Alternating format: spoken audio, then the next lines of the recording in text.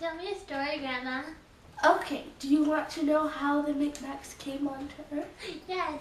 Okay, well, a long time ago, the Great Spirit, who lived in happy hunting grounds, created the universe and all life.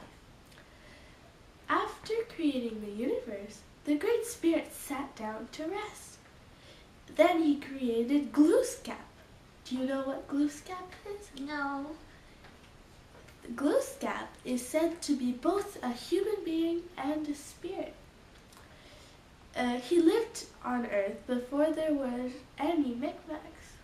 Then Glooskap gave the Great Spirit special spiritual and physical powers. He called Glooskap to share the sacred pipe and said, "Glooskap, I am going to create people in my own image, and I will call them Micmac." Does this mean I have to pass them down to my grandkids, Grandma? Of course, otherwise how else will our culture be remembered? But how will I remember, Grandma? Well, you have to promise me and to Glooskap and the Great Spirits that you will not forget. I promise, Grandma. Why do we hunt animals, Grandma?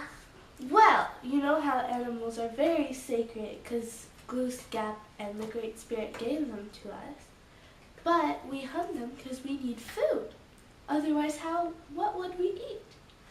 And to make sure that their spirits are respected, we take use of every single part they have. I'm Jamie Austin here from CWR-TV.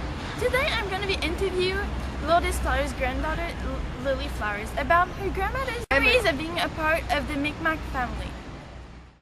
Your grandma was part of the Micmac community? Yes, she was. She was basically right in the middle of it. She lived through all of these experiences that we hear about in our history. Were they always in the eastern part of Quebec?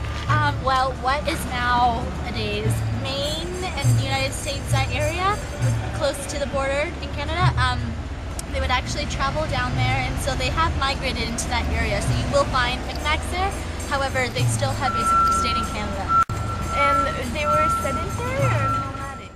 So during the summer, they were actually mostly sedentary, and they would stay on the shoreline, and they would actually just harvest seafood. But during the winter, they were nomadic, and they would move into the woods, and they would do their hunting there.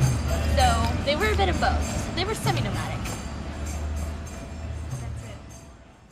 Do you remember your grandma telling you how they believed in the world back then?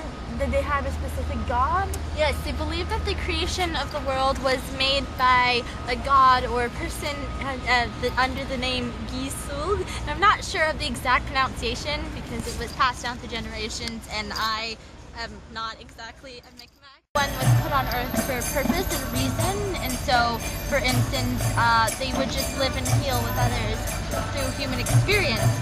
And so they would either be able to choose if they wanted to learn from those experiences, and since everyone was put here for a reason, there was a moment or a time in their life that was really crucial, that was their purpose for living. And so if they didn't accomplish that in their lifetime, then they believed that they would be reincarnated in order to accomplish it in the next lifetime. So your grandmother, did she tell you anything how they lived? Because I know back then men and women had specific jobs. I know that the men were basically in charge of the hunting and the fishing and protecting the family, whereas the women were considered to be the life givers, and they would gather food, they would maintain the houses, take care of the children, and caregivers for all. They were in charge of the sick, you know, just being a typical woman of that time period. And was there a kind of chief, or was it woman or man? Well, they believed in basically maintaining a balance between the cooperation of men and women. So at the same time, even though the men obviously was more superior than the woman, yes, they liked to keep it balanced and not have something where the woman really had no power at all. They cooperated. So who decided that when they were gonna move? Because they were semi-nomadic, semi-sedentary? Apparently the men not only wanted the opinion from the women as to moving and orders or anything of that sort, but they needed the woman's opinion on it. So if the woman wasn't necessarily okay with that, then it most of the time there was conflict. It didn't happen, or there was conflict with it. So, did your grandma ever told you what they lived in back then? Yes, they lived in wigwams, which was suspended by poles, so they had a bunch of poles, and then the actual tent part of it was made out of animal skin. Oh, and who was assigned that job of putting in them? Oh, the women Like to keeping set it them. up. Yeah. Yeah. The women were in charge of setting it up and maintaining it, keeping it clean. So right now. So, back then, what did they eat? What you mean with the men hunted? Yeah, because I know they don't have our kind of food. Well, no junk food or anything like that. They hunted caribou, moose. Also they would also fish. Anyways, they would fish, and the women gathered fruit. Well, not fruit, but berries and wild things. I'm not sure quite as to agriculture, vegetables and such. I don't know. I would assume that like They would have some kind kind of vegetable.